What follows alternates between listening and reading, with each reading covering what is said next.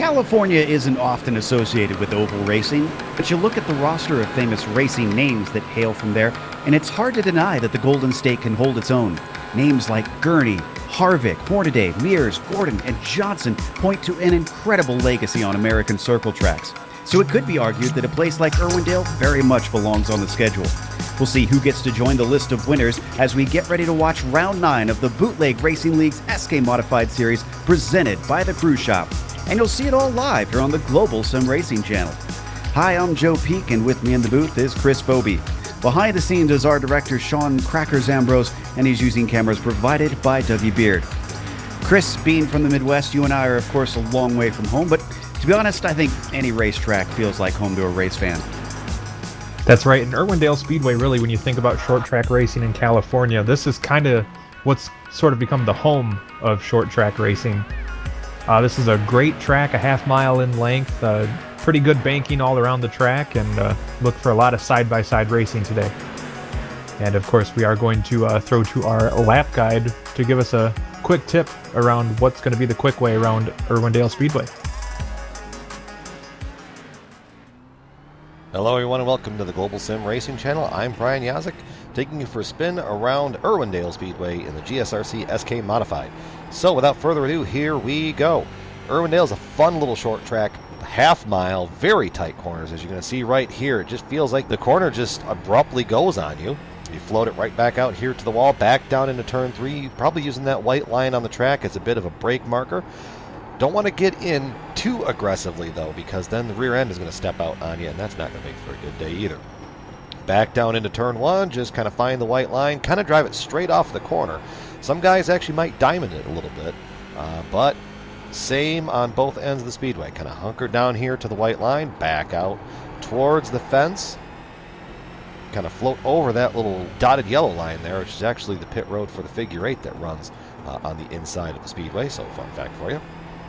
Back down into the corner one more time, kind of straighten it off and head out towards that wall, but don't hit that wall because these tires just will love to climb that wall and ruin your day. But it's gives the drivers a lot of maneuverability around here. It's a big open speedway, but the key passing areas are going to be right here in the bottom, probably through the middle of the corner off. So across the line one more time, and that's going to complete our track guide around Irwindale Speedway in the GSRC SK Modified. I'm Brian Yazik. Enjoy the show.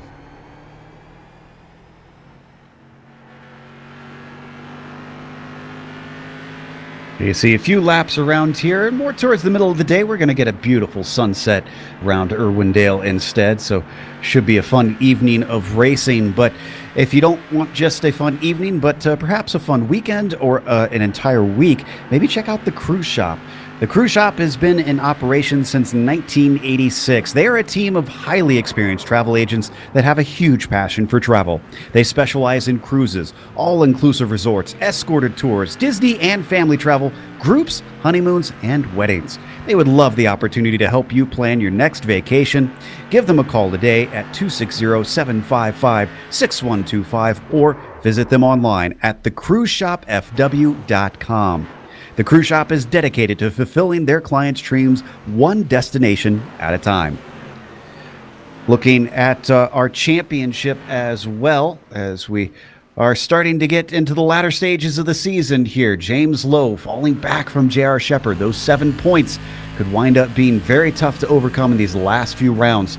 Josh Banks also falling away from Shepard with his win the other week, and of course 13 points is going to be even more difficult. Really, at this point, out of the game, Kibbe and Liston rounding out your top 5 are fighting amongst themselves. Of course, we also have race details in case we have viewers who never watched here before. Chris, why don't you inform our viewers a little bit about this unique short track series we got? Yeah, this series, I should say, is a very fun one. This is the 9th of 11 rounds.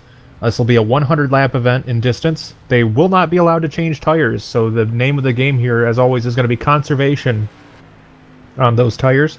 They are allowed one fast repair, so if you get in a little bit too deep, you can pull yourself out. And the grid is set up a little bit uniquely. We take the top 8 finishers from the previous event, we invert them So the 8th place finisher from the last race will be the driver starting on the pole. The winner, who we're going to talk to in just a moment, will be starting 8th.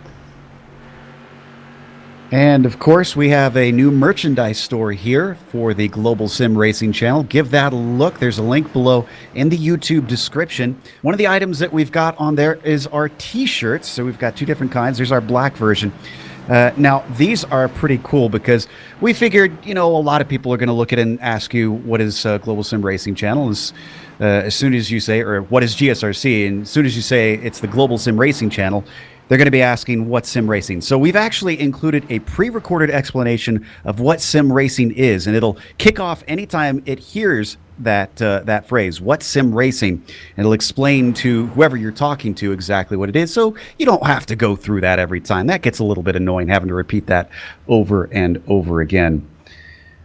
Looks like we've got an interview here before the race gets going. One of the drivers we were talking about in that championship hunt, and that is Joshua Banks. Josh, welcome to the booth here before the race. We're out here in California. This is a typical half-miler in some respects, but boy, a lot of difference in banking from top to bottom. What is that going to do for the racing? It's going to make it interesting for sure, just because of the progressive banking. We got going to have guys trying to run that top side I'm seeing, and then definitely having those aggressive guys run the bottom, see if they can do like a slide job kind of thing, which would be interesting to see how that works. I mean, it's going to burn your tires up though, but if it gets you the pass, and you might see people try that. But top side sport's going to be key, maybe on entry. I don't know about exit or going all the way around, but we'll have to see what happens. It's going to be an exciting race. With that sort of move potentially eating up the tires, are you expecting that to show up more maybe in the last 10, 20 laps instead?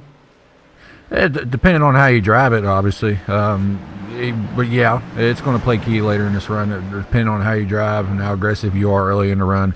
And just have to see how it goes. Hopefully, on our end, it won't bite us, because knowing us, we're going to be aggressive. Well, and you kind of have to be aggressive because you and JR have been swapping wins, but now he's got a decent amount of gap over you in terms of points. His 4 to your 3. Does this kind of force you to just go all in for the remaining few races? Yeah, we go all in every race. I mean, we're going to try to get as many wins as we can, and no matter who we're going up against. So JR's been the one we've been competing with the most, and he and I have been necking, or how do I say it?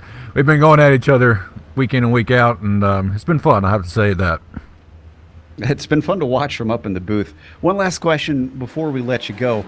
One of the unique things of this track that I see on a lot of real-world short tracks, but not quite as many here on iRacing, is on that front stretch, you've got that exit to the outside pits. Does that ever worry you that maybe you might accidentally get shoved into there? You never know, but I ain't got much experience here, so I hopefully won't hit it. So we'll just have to keep an eye out and see how it goes. All right. Well, best of luck to you. Hopefully you manage to stay out of there, and we'll hope to talk to you after the race. All right, buddy. Appreciate it. That was Josh Banks talking to us, currently 3rd in the championship points, trailing behind Shepard and Lowe. We talked about that progressive banking there with Josh, and Chris, he used a term that we're hearing a lot more over on the dirt side, our coverage that we just started up this fall, and that is slide job. Now, he seems to think that it's going to chew up the tires, so I mean, how much do you really think we're going to be seeing a move like that? I mean, desperate times sometimes call for desperate measures, so if we have drivers that are maybe digging for a position and can use it to their advantage, we may see somebody go for it. I don't think that's going to be the soup of the day for everybody, but I do think it's going to be it's going to be something that we might see used. But the cool thing about the progressive banking that they have here, and it's going to be a huge change of pace from the last few races we've had, is that these guys will actually be able to race. It's not going to be a bottom feeder fight to dive to the bottom, and you're not going to see the first driver to make the outside line work be able to drive past everybody like we saw last week as well. So the progressive banking is going to make a huge difference on these drivers' ability to actually race each other, and it's going to make for a lot of back and forth passing. Even though this is a half-miler, which for this series is on the not largest end, but larger end for their tracks. We got 23 cars out here today as well, Chris. If we got a lot of green flag racing, I'm kind of wondering if we'll see a little a few issues in terms of trying to let the leaders by if you're getting lapped. Because again, high line we're expecting to be desired by a lot of drivers. So if you're a lapped car, I mean, do you just duck it down low? Is it easier to get out of the way? Is it harder? I think in a lot of ways it's more challenging to get out of the way if you're a lapped car, because at, like last week's race at Stafford, if you need to get out of the way, you can just pull up the track and, nobody's going to be there. But you have drivers racing all over the track here, and you could very well be in the leader's line and trying to be out of the way. Well, hopefully we won't see too much of that. Right now, no surprises. J.R. Shepard currently leading the timing sheets here in the warm-up. Justin Morton, though, is the one trailing him currently. And he also is in the pits. In fact, a bunch of our front runners aren't currently out there. Really, the first one still running laps is Brian Dean in the 5th position. He's just ahead of Donnie Moore on the timing sheets. In fact, boy, between 4th and 6th place, it's really, really tight. There's about 7 1,000 separating those 3 positions.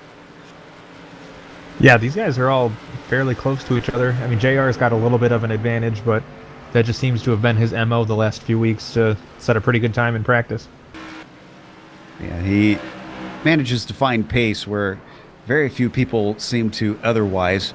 We've actually run both the inner and the outer track here at Irwindale in this series before. The inner track, boy, if you think a half mile is tight, it is certainly interesting to watch them try and deal with working their way around that little teeny oval on the inside, especially with how little banking is down there. Incredibly tough to pass as well.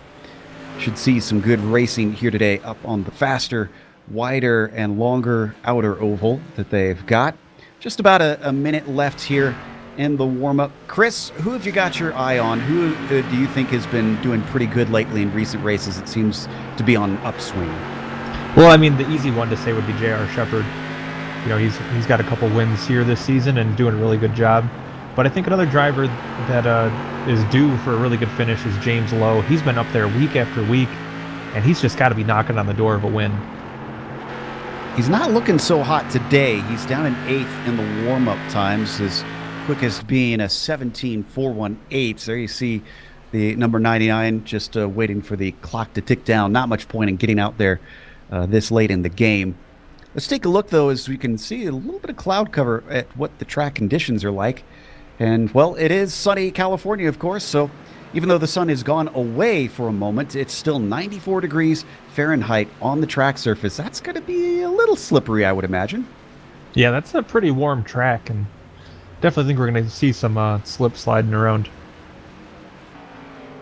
As the last few seconds tick down, we'll get you the starting order here in a moment. Again, it is a reverse grid if you've never watched the Bootleg series, but it's only the top 8 that are reversed from last week's results. So that's how we are getting the grid. Everybody else lines up where they finished on the track. If you have a bad finish, then it makes the next week very difficult. But some of these drivers at this point, incredibly experienced at working their way through the field, no matter the conditions. The grid is set, so let's go through that starting order. Todd Liston is going to be putting himself on the pole. We talked to him last week. Should be fun times for him. Josh Buckley will be to his outside. Chris? Row number 2 is going to see Kenny Kibbe in the 14, and then John Minato, who had a very strong run last week, in 4th. James Lowe starts row 3 to the inside. Donnie Moore, he could be one to watch out for. Tends to be fast, and he's ahead of a lot of fast drivers, so he'll be starting in 6th. This is probably going to be the most exciting row of the race. Joshua Banks starting 7th, and then J.R. Shepard right to his outside. Yeah, we'll see which one of them can side their way through quickest. Kurt Smith is going to be behind them in 9th. Ruben Altice will round out row 5. Then we're going to see Jeffrey Harden in the 44 and Bruce Pearson in car number 96 completing your top 12. Dan Butler starting in the lucky number 13. To his outside, it is Austin Belkey starting 14th today. Joe Segala and Brian Dean make up the next row. And you've got Mike Allen starting 17th. Justin Morton, who is quick in practice, has got a lot of work to do. He'll be starting down in 18th. Completing the top 20 will be Jason Menda and then Robbie Robinson in 20th. Last 3 drivers are going to be Justin Allen, Mike Holloway, and John Hine in this 23-car field here today. They've already started off. It is 2 pace laps, then we get going here for 100 laps here at Irwindale Speedway. Mustang pace car leading them around double file. Drivers maybe anticipating this one quite a bit. Like we keep talking about, that progressive banking, much more drastic than what we've seen in previous races where we have had it, but it's only been kind of slight going from top to bottom. So as they work their way around on the second lap now, another interesting thing is we've actually got grass on the infield on portions of this track. Don't really see that in a lot of these short tracks here on iRacing. Yeah, that's a big departure from what we've seen the last couple weeks as the pace car ducks in. So let's see what Todd Liston can do from the front row as he patiently waits for the green flag to come out. To his outside, Buckley also there. Green flag is out now. He accelerates down towards one. He's going to hold the inside. Is he going to try and drift up high? Looks like Buckley tried it, but he almost gets into the wall. In fact, he starts to fall back down to his inside. Kenny Kibbe going to get that spot away. James Lowe also looking to get underneath him. Still a lot of side-by-side racing as they try to get this field sorted out. James Lowe on the low side now, looking to the inside of Kibbe, just takes a peek. Looks like Kibbe is going to have that momentum. He'll pull ahead on the outside, and he falls back into the clutches of Josh Buckley for third. Now that the speed is up for the cars, it does look like Buckley's got a little bit of something coming off the corners on Lowe, but he's not able to get fully past. They're still stuck side by side. What's interesting is Kibbe running that high line is completely opposite of Todd Liston, who has been ducking all the way down to the apron, or at least close to it. Now it looks like he's getting a little higher on the track. Looking a little further back, Joshua Banks beginning to move up. He is actually right the turns 3 and 4. He's actually doing the same thing in this corner. He's actually going all the way down to the apron of the track. You can see how much that is compromising him down the straightaways. Can't carry his speed. Top two starting to pull away. As you can see, we're still fighting here between James Lowe and Josh Buckley. Neither one willing to give way for what is the third position. You got two drivers that are very daring there in third and fourth now with, fourth and fifth with Minotto and Banks. And those two drivers would probably be the first ones I would expect to maybe try to shoot the gap if Lowe and Buckley leave some space there. Well, you weren't kidding about everybody just spreading apart with different lines. We're seeing a little bit of a battle between Moore and J.R. Shepard, two old rivals in this series as they go side by side for 7th place. They're trying to catch up to Josh Banks, who, of course, J.R. Shepard wants to beat so that he continue to extend his points lead in the championship. As this battle continues, they are all dropping away from Liston and Kibbe up at the front. Yeah, I definitely think the choke point here is between the 99 and the 2. Nobody, well, I say nobody, but then, of course, here comes Banks in the 36. Got a caution. It's Dean and Belke on the front stretch. Thought I noticed something had happened through the mid-pack. Let's take a look at the replay. And I think this looks like the 24 exits a little shallow compared to many of the other drivers we've been watching. And Brian Dean is there. He's got no space. So let's try it one more time from above here for a different perspective.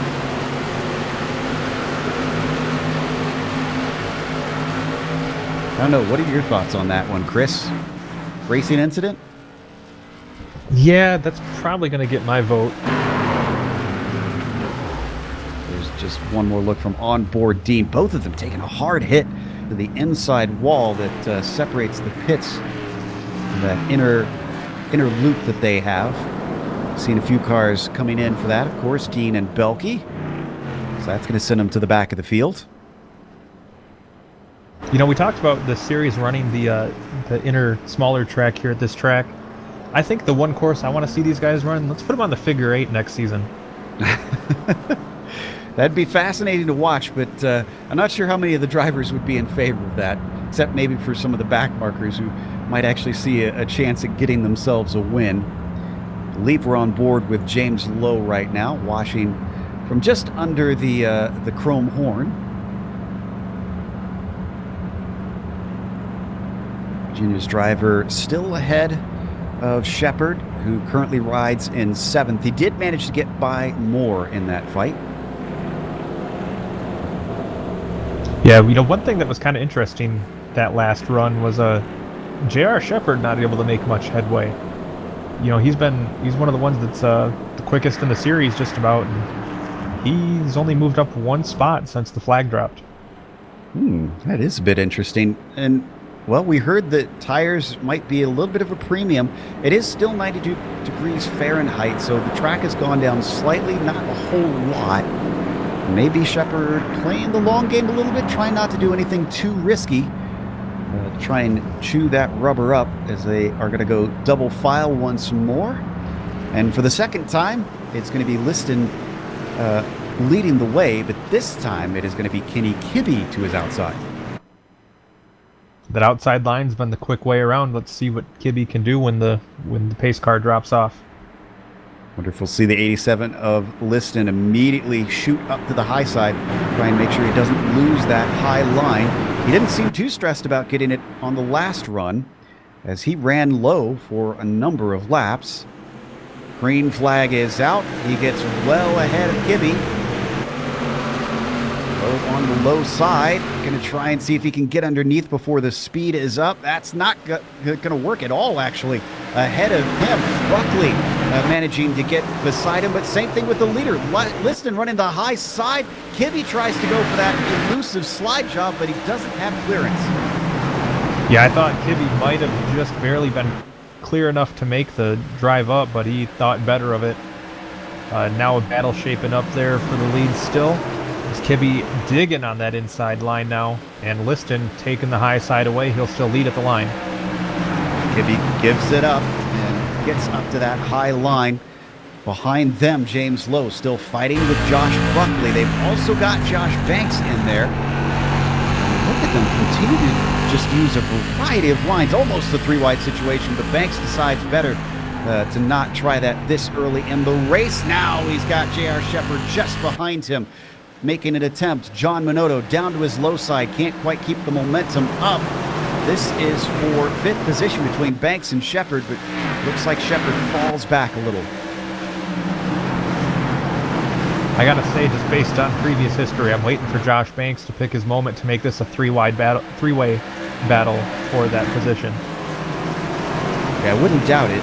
I think Buckley's finally going to have to give it the ghost himself. Yeah, he gets in line behind Lowe, so that puts Buckley in fourth. So watch from JR's perspective. Banks in front of him, going to think about the low line. Oh, and into the wall goes Buckley. There's your three wide as JR tries to stick it in the middle. He doesn't have the speed to keep with it. Yeah, there's a lot of lines to drive around Irwindale that'll get you to the front. Unfortunately, into the wall is not one of them. So Buckley hurting his chances there a little bit as Banks still works to the inside. John Minotto running even lower, trying to make a move happen as well. He's actually got a run on J.R. Shepherd. Not many drivers that we can actually say have done that before. Could he manage to get away or get ahead of the multi-time champion? It's not going to quite happen this time. But Banks did get ahead of Buckley fully. You can see as he is well by. And right now, Minotto actually managing to pull ahead a little bit because it looks like Shepherd is boxed in. You know, one of the things I was going to hypothesize when we were at last caution was the fact that J.R. Shepherd has done very well at these single groove tracks where getting to the bottom is at a premium. He's able to work traffic very well there when there's only one line to go, but maybe with this variety of lines and drivers being able to pass back on the outside, maybe this is just a little bit out of his wheelhouse. Certainly not out of the wheelhouse of Minotto, the number 13, actually looking at getting fourth now as he is working on Buckley, and he's just about a nose ahead, but not fully clear. We got a move going on for third right now as well, Joe, as Joshua Banks dove to the very bottom of the track to get around Lowe. He pulls alongside him down the back straightaway, but has not yet been able to complete the pass. What a climb this has been for Josh Banks. Once again takes a peek on Lowe, but it doesn't quite work out behind them. Shepherd manages to get by Buckley, and Donnie Moore is going to try and follow him through. This is now the battle for seventh position, Moore and Buckley. Boy, the number two, I wonder if he got some damage to the handling of that car since he smacked the wall, because he's just been going backwards. Yeah, we've mentioned before, these are technically open wheel cars, and it's not too hard to damage those exposed wheels on the front. So maybe rushing up against the wall like that possibly could have damaged the steering or the suspension on that number two car. Side-by-side battle between Banks and Lowe, and it goes away just like that. Banks is going to manage to get into P3, and now he sets his sight on the distancing Liston and Kibbe, who are doing the same thing they did last time. They have pulled away by nearly a second. You know, Joshua Banks was able to make the pass, but you got to think, trying to force the car down to the less banked lower part of the track, that might be eating up those tires as well, so this may come back to haunt him as we get to the latter stages of this event. Yeah, it's still pretty early, only 29 laps in at this point, but critically, he's put 2 cars between himself and J.R. Shepard. Down in 10th place, got a nice little battle between Hardin with Smith to his inside. They're just behind Ruben Altice, but they're also being followed by Justin Morton. And Morton was one of the drivers last week that put on a show making the outside line work for passing, drove way up through the field, but I think he used up his stuff and kind of faded towards the end. But this track, a little more friendly to that style of racing, so he's going to try to work his way back up through the field. I think he got into trouble with someone, I can't remember who, but that's why he restarted so far down. Up to 11th, that's halfway done, and he's still got more than half the race left to go.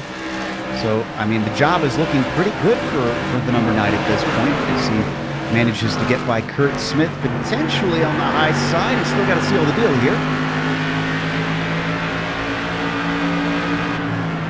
Smith is continuing to try to make that low line work, as we see Altice in front of us also doing the same thing. There's the number 6 of Kurt Smith. Finally falls back.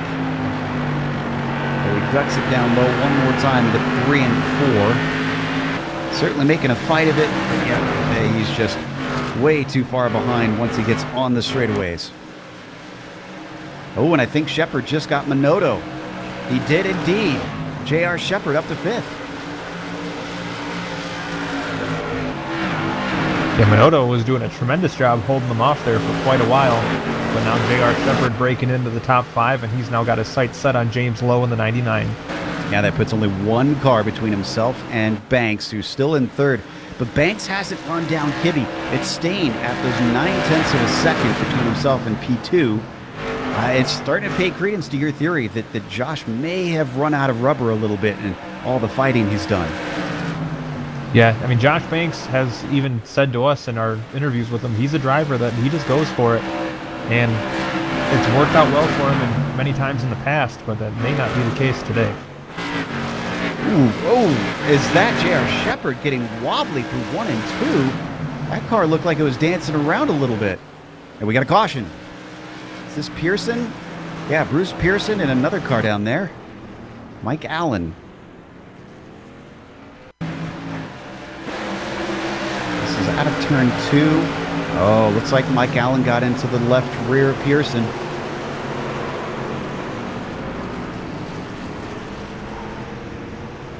Robbie Robinson, I think, got a little piece of the accident from behind. Just tried to pick a way through and unfortunately didn't find the right one. There you see the contact between Allen and Robinson. Excuse me, not Robinson, but Pearson, rather. And then to add insult to injury, the pace car tried to drive through him. Thank goodness it can actually ghost through people. That would certainly be embarrassing if you found yourself with damage because the pace car just plowed right through you. Well, stranger things have happened in short track racing. This is true. This is true. So, Todd Liston is still your leader. Kenny Kibbe is still in 2nd. And Josh Banks now up to 3rd since our last restart. Lowe barely holding on in front of J.R. Shepard, who looked like he was starting to try something on Lowe, but J.R. managing to get up into 5th after starting in the 8th position. Yeah, it's been a very slow march to the front so far for Shepard as we're closing in on the halfway point of this race. But nonetheless, he's hanging in there, and I mean, even if a bad day for him is coming home 5th, that's still a pretty solid day for the point standings. Yeah, that should not put things in too bad of a situation. I think he would retain the points lead even with that 5th place finish. Banks being only in third has really got the impetus is on him, I'd say, Chris. He's got to fight and work his way up to take a win here at this point. He says he and the team always, they're on it every week. But being on it and actually executing, I'd say, are two different things. Yeah, that's a very fair point. I mean, you can give it your all and try as hard as you can, but in the end, if you're not executing, then it kind of is what it is. And J.R. Shepard has been clicking on all cylinders the last few weeks, and Banks has had a couple missteps. So that's kind of where we find ourselves in the championship. Will today be a misstep? Will today be a rebound? We're getting ready to restart on lap 43 here at Irwindale Speedway. Kibbe just above Liston, just below Liston, rather. No, he was above, excuse me. Liston on the low side restarting here. The green flag is out regardless, and he is going to get the jump, but Kibbe, he might lose second place here, down low. There's Joshua Banks, and the number 36 almost drifts up into him, has to get out of it. They all get checked up because Liston blocks the path. Yeah, Liston almost got rear-ended by Kibbe in the 14. So that... We got a big accident. Looks like Mike Holloway involved. No caution. Menda also in there. Joe Segala, Mike Allen once again, and Jeffrey Harden. They all get it going before we get any yellow, so stewards are happy with that. Meanwhile, up at the front, Liston almost getting the chrome horn once again from Kibbe as he continues to get right up underneath him.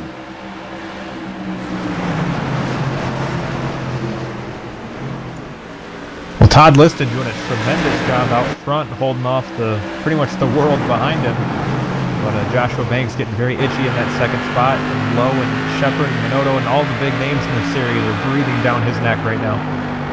Remember, Lowe is in this points battle with J.R. Shepard, who's now right behind him and trying to duck underneath him to see if he can execute the pass. We've seen it done by a few cars. Lowe also giving a little bit of a shove now to Kenny Kibbe, as he looks like he might be overtaken by Josh Banks down there in second place. Indeed, Josh Banks now solidly into P2.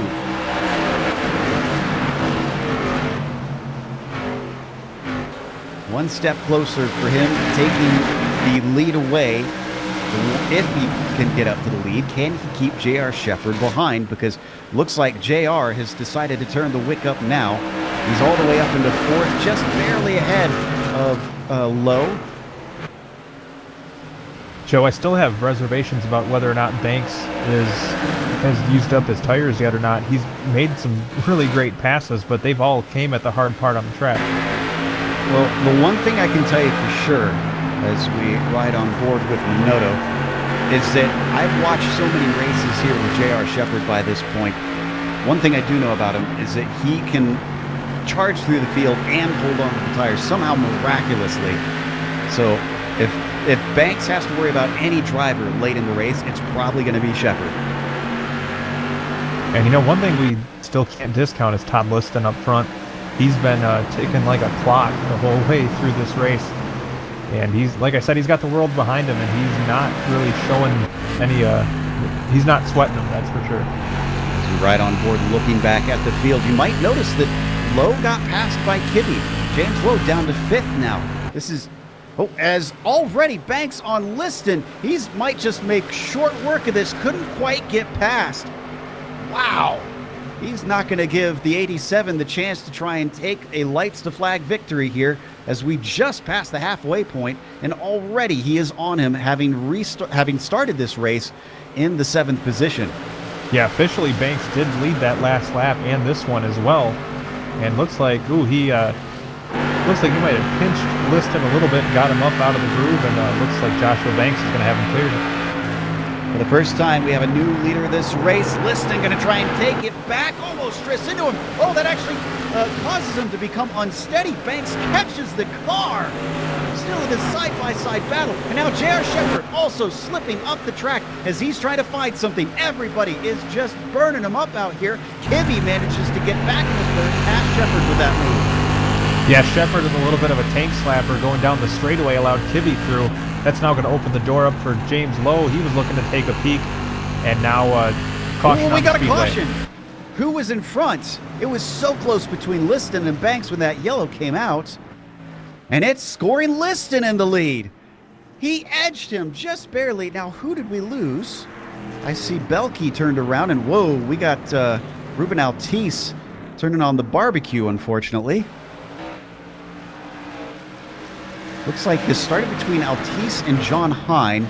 Altice going to get spun, and poor Belkey is just going to be in the wrong place at the wrong time. Looking for Altice here on the replay. Now there we see the end of the incident.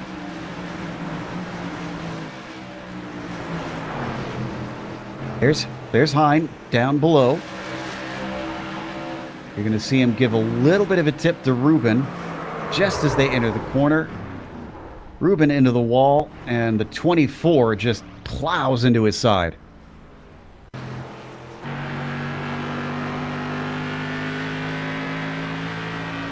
Amazingly, we've only lost one car as we watch it from Belkey's perspective. You can see how quickly he comes up to him.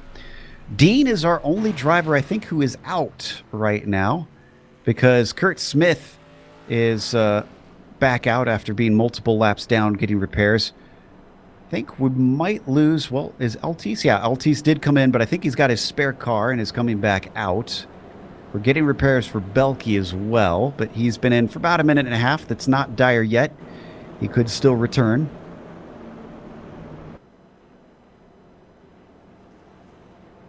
Lap 60 now. That was a pretty decent green flag run on that one.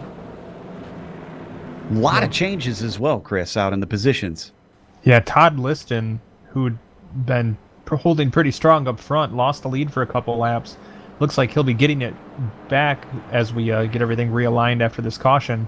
But Joshua Banks put on a show, taking the lead for a couple laps. And these drivers have just been absolutely putting on a tremendous race today. You are not lying. That is, man, that's the first we've seen these cars all race long really start to get shaky out there, which really struck me. I mean, we saw a little wobble at one point from JR earlier on, but then all of a sudden, all within the same lap, three of the leaders looked like they were just skating on ice. Yeah, that was what was strange to me, is that so many of them did it all around each other. I mean, that gave JR almost had it 3 wide for a second to take the lead, and then he lost a little bit of control and gave up third spot, and it's just been absolute chaos.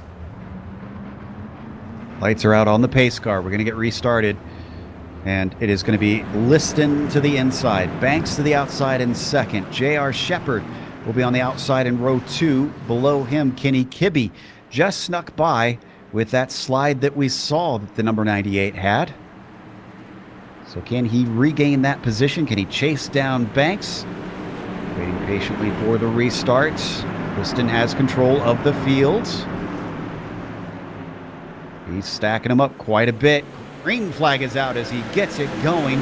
Josh Banks has nobody below him, but does he really want to go low here at the start? No, he's going to stay high as Liston does try and duck down on the low line. Behind them, J.R. Shepard makes great use of his speed. He is already ahead of Kenny Kibbe. Just about ready to seal that third place. And there you see Kibbe now up to the high side. Joe, do you think maybe Joshua Banks, after racing so hard for the lead for so many laps, do you think maybe he's deciding to go to defense instead of offense?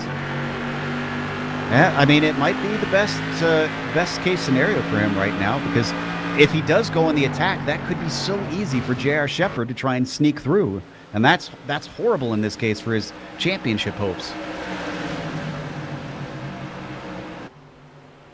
Yeah, because he was right with Todd for most of that last run, and now it doesn't seem like he's pushing Todd as much, but it does seem like he might be watching his mirror a little bit. And I'm afraid you may have brought something back from quite a long time ago today, as Lowe, who's in a battle with Morton, is only fighting for 6. It used to be when we'd pick a driver, they've never had a good day out here. It's been something of a curse here on GSRC, and well, you did pick Lowe.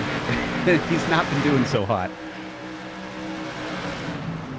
Well, there's a name-based pun for the picking somewhere in there, but I won't I won't grab the low-hanging fruit. Oh, nice one. Ah, that wasn't even on purpose. See, I thought it was. You should have claimed it. Meanwhile, we're watching from on board low. Justin Morton still trying to fight him for that 6th spot. They're losing touch with the top 5 with all this side-by-side racing. Those 5 have all gotten single file. They're trying to pull themselves a nice handy gap here for the end of the race, it seems, so that they can fight one another. You got to think at this point, though, Justin Morton's got to be about falling out of his seat. Started 18th, he's up to 7th, and also Justin Allen, one position behind him, started 21st. He's up to 8th. Certainly 2 of our hard chargers in this race. They're not letting a bad finish doom them to another bad finish here at the next successive race, that is for sure. And low, going very, very low, almost down to the apron, down through 3 and 4, but that's going to be it. And you can give P6 to Morton. Meanwhile, Josh Banks running a different line from Liston. So far, it is working for Liston, but a little look to the inside from Banks. He manages to really carry speed into the corner. Can he carry it off? That's the question. The 87 is going to deny him for now. Yeah, Banks once again putting in the work on that inside line. Looks like he may... I thought he did have him at the line, it looked like. So another lap led by Joshua Banks, but man, this is close, and J.R. Shepard's just licking his lips right now. Wait, oh, the contact there with Liston. Liston into the wall. He climbs it. No caution. Oh, nightmare for the 87. He falls back to 7th place. His car cannot be good after such a thwack to the outside wall. He continues to tumble down the order. Let's take a look at the replay real quick. That puts Banks in the lead and Shepard in 2nd as we look at it here. This happened into 3. Yeah, if you look really closely, Joe, you can see the exact moment Todd Liston's heart breaks. Oh, right there. That is not the way I wanted to see the race end for him. He was doing phenomenally this round. I thought a win was absolutely on the cards for him. Down in 3rd, Kenny Kibbe now has John Minotto all over his rear spoiler. This group of 5 in line for the lead has now been narrowed down to a group of 4. Josh Banks, as I mentioned, P1, Shepard 2nd, Kibbe 3rd, Minotto in 4th.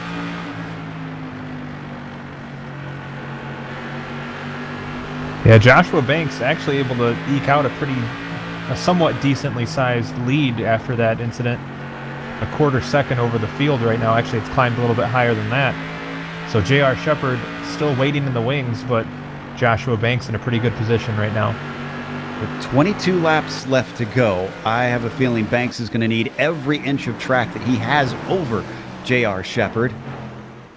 Those two just settled into things, at least until we get maybe closer to the end.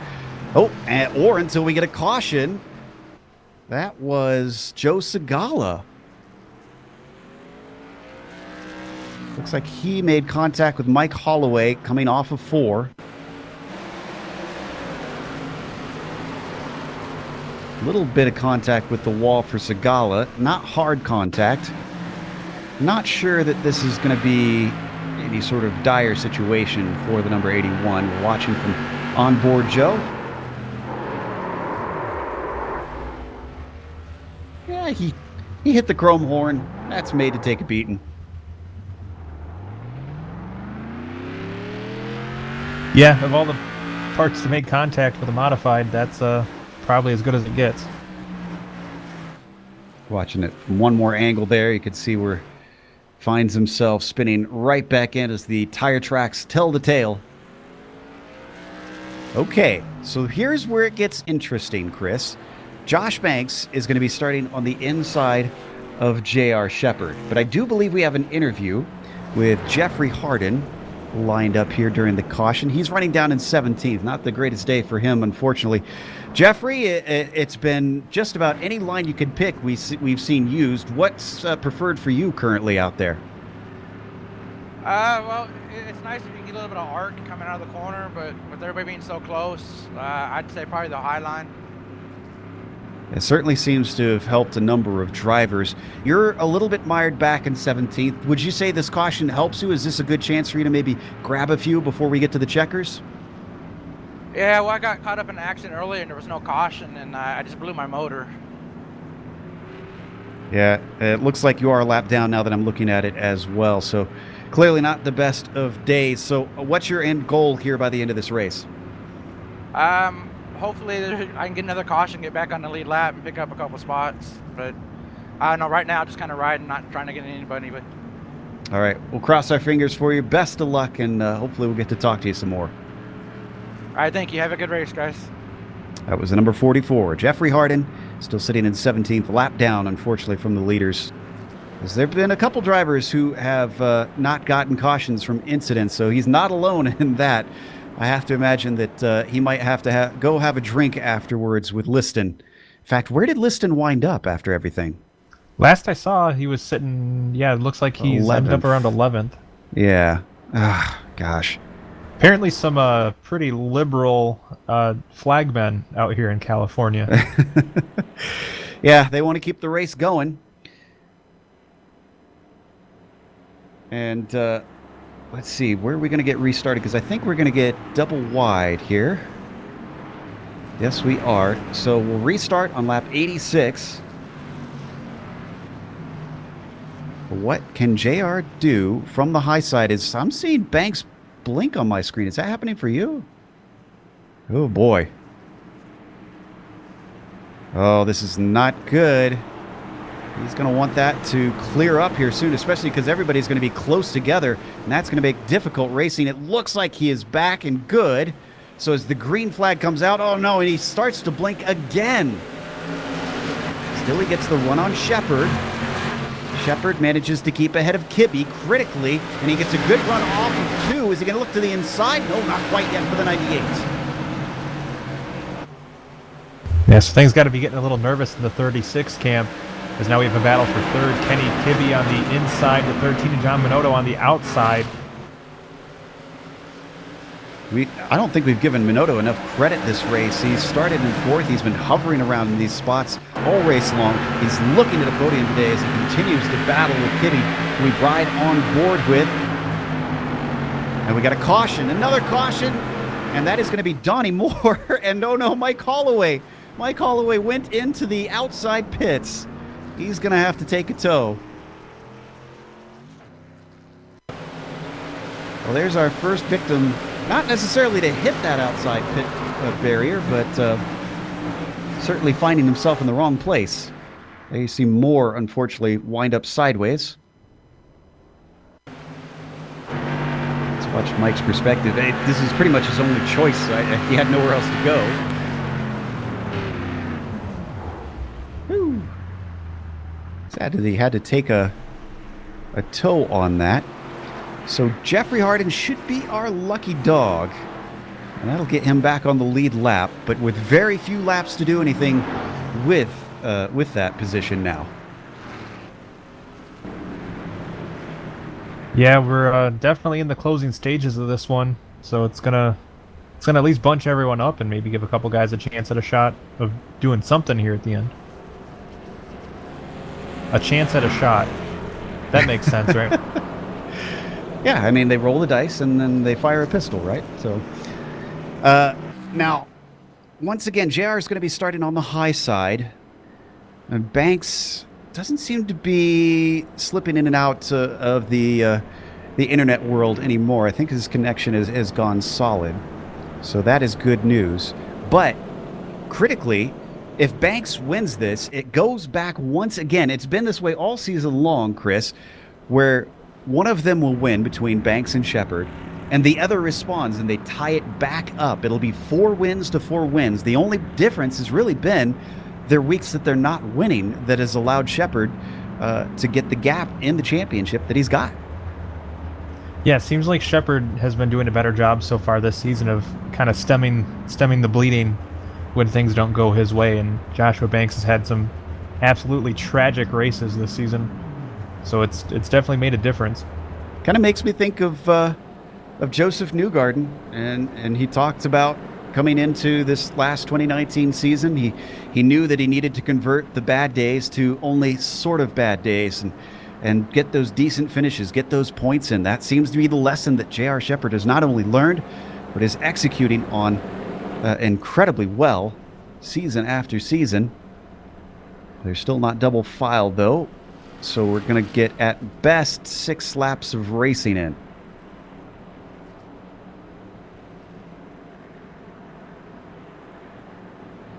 They come around one more time. Sun continuing to go down. Track temperature really has stalled out. It's only 91 degrees Fahrenheit when it started at 95 and went down about 3 degrees from the warm-up to the race itself. So drivers have really been stuck with these warm temperatures as we now get double file finally. And it is going to be 6 laps of green potentially.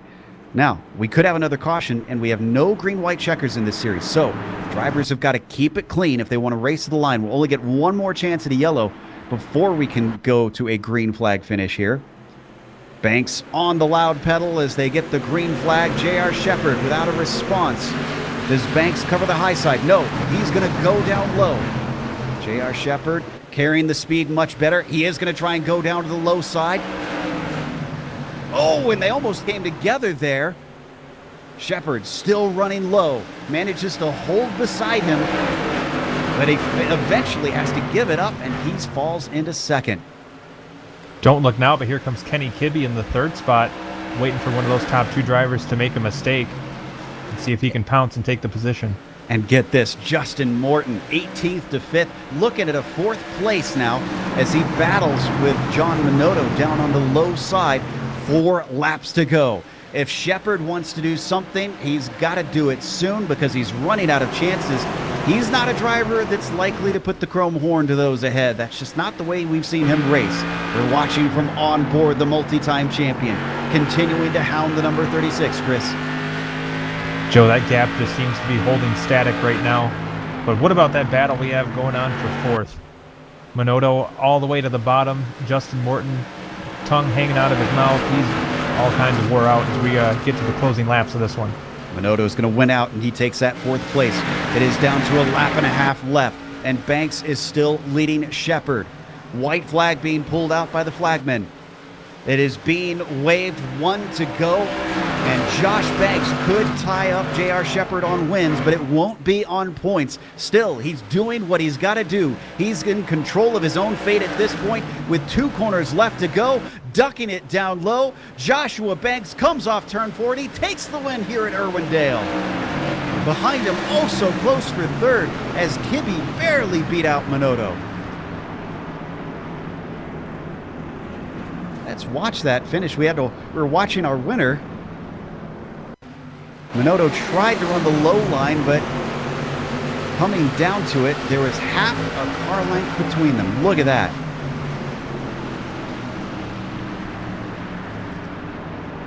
Great stuff here between our drivers.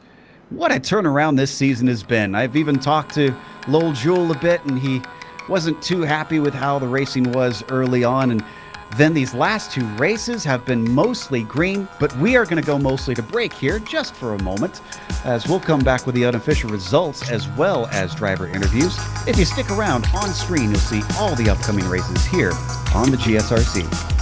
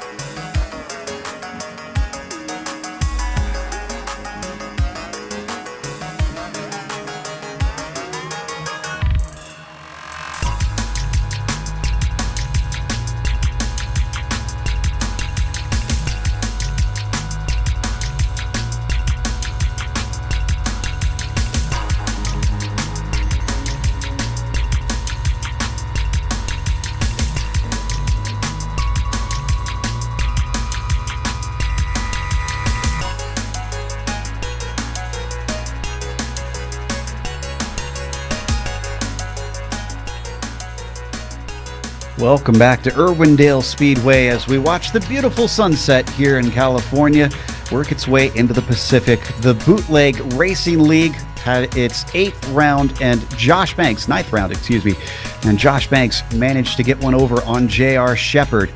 Could we see potentially a new champion this season? Shepard in second with Kenny Kibbe running in third, just barely ahead of John Minotto at the line, who finished P4. Justin Morton, he had a horrible race last week. That put him down in 18th at the start of this one, and he manages to get a top 5 even with all of that hovering over his head. James Lowe, unfortunately, a bit of a reverse. He started in 5th. He could have maybe got himself into the mix in the championship, but wound up with a 6th place. Just didn't have the speed that we saw some of the other drivers have. Justin Allen, 21st to 7th for him as well, with Josh Buckley taking an 8th place. The front row starter, unfortunately, found himself with a little bit of damage, we believe, from contact with the wall. Mike Allen with 9th, and John Hine finishing in 10th. Just outside of the top 10 is Robbie Robinson with a pretty solid run from 20th on the grid. Todd Liston, the heartbreak of the night, coming home in 12th after leading a ton of laps. Dan Butler breaking even on his night, started 13th, finishes 13th.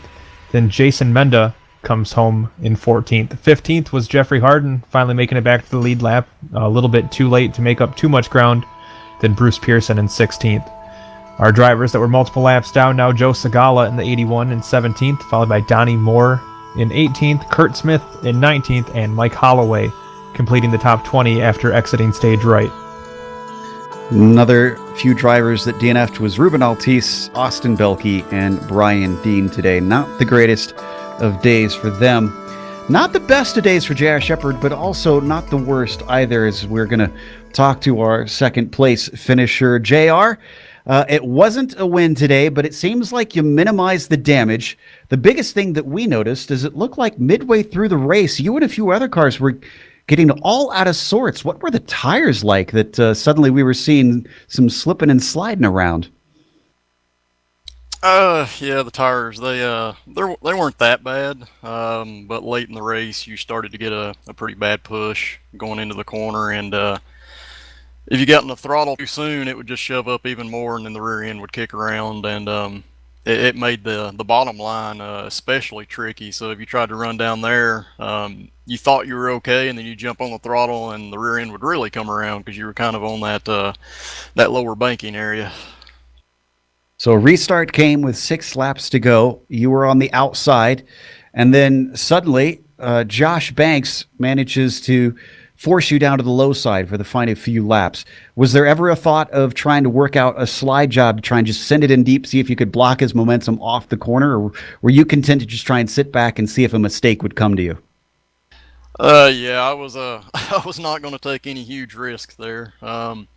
He got loose on the restart off of 2, and I had such a good run. I thought I'll try the inside for a turn or two, and I tried it, and it was gonna take something pretty spectacular going into the corner to make a pass on somebody that is that equal on lap time as you are. So it just wasn't worth it, and jumped in behind him and thought I'd wait to the last lap, and he ran the laps he needed to, so he was able to pull off the win.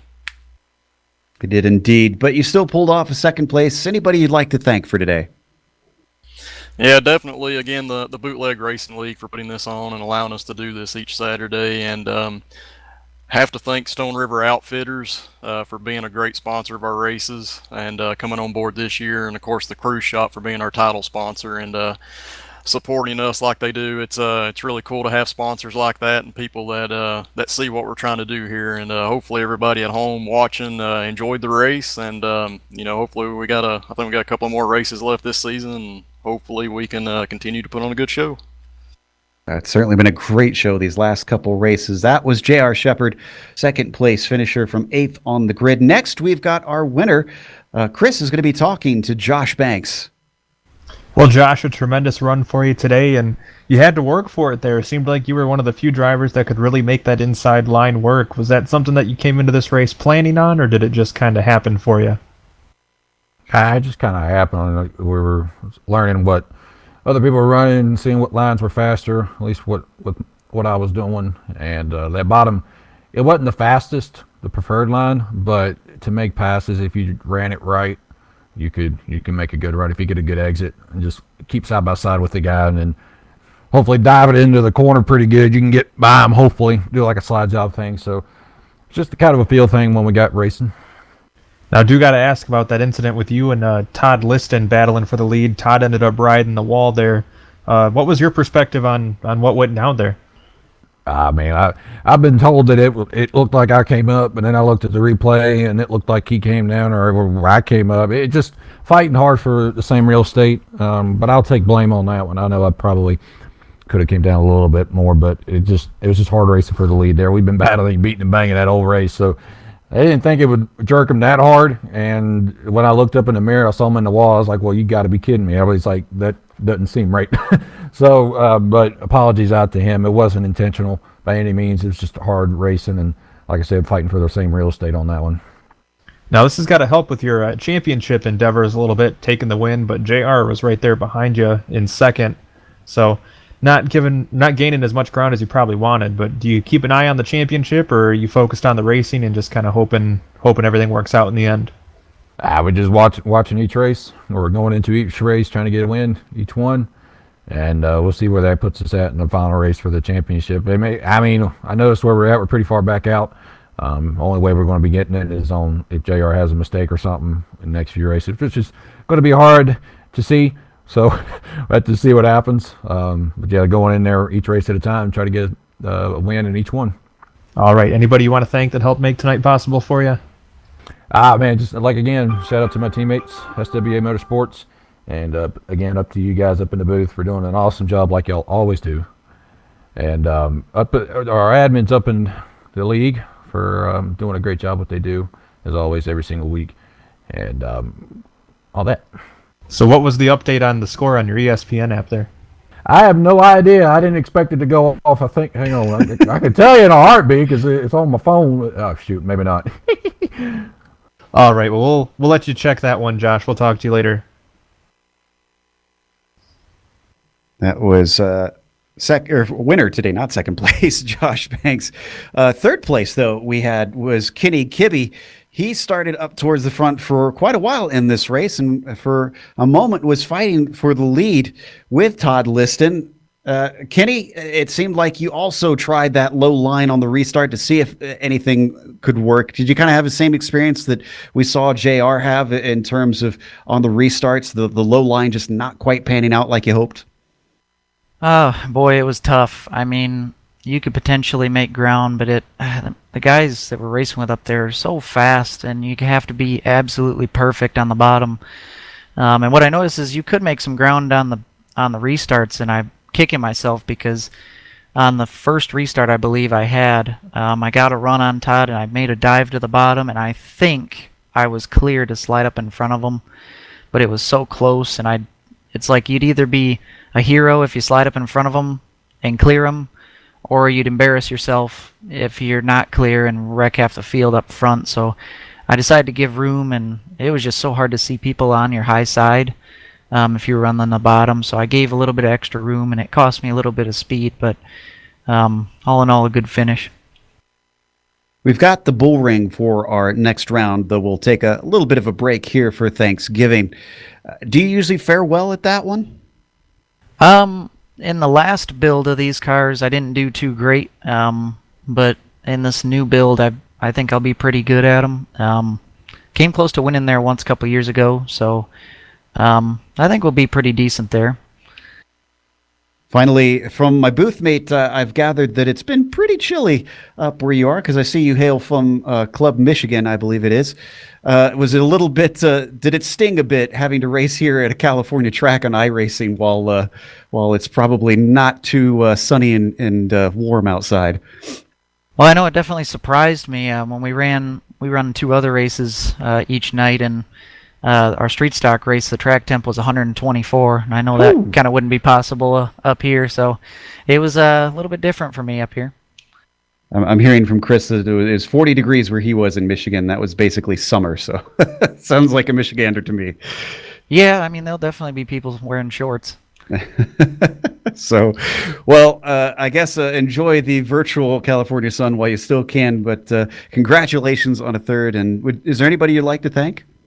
Oh, just everybody in the Bootleg Racing League, and Lowell Jewell for putting this whole thing on, and GSRC. The broadcasts have been fantastic, and everybody, all my friends that like to watch my live streams on Twitch. And yeah, we'll have a good holidays, everybody, and we'll see you guys in 2 weeks. All right. You have a great Thanksgiving yourself as well. That was Kenny Kibbe, P3 out here at Irwindale. But he's the last of our interviews, so we are going to close up, of course. And before we close up, we want to thank a few of our sponsors. So the main one, as the drivers have mentioned, and as we mentioned earlier on, is the Crew Shop. If you want to check them out, you can find them at 260-755-6125 on your phone, or online it is thecrewshopfw.com.